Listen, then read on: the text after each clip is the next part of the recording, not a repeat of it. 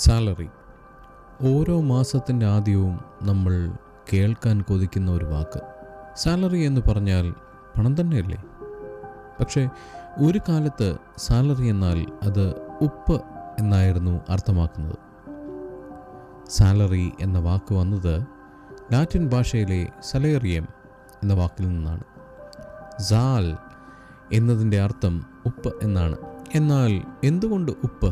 Roman സാമ്രാജ്യകാലത്ത് സൈനികർക്ക് ശമ്പളത്തിൻ്റെ ഭാഗമായി ഉപ്പ് നൽകുമായിരുന്നു. അന്നത്തെ കാലത്ത് ഉപ്പ് വളരെ വിലപ്പെട്ടതാണ്. ഭക്ഷണം സംരക്ഷിക്കാൻ ഉപ്പ് അനിവാര്യമായിരുന്നു.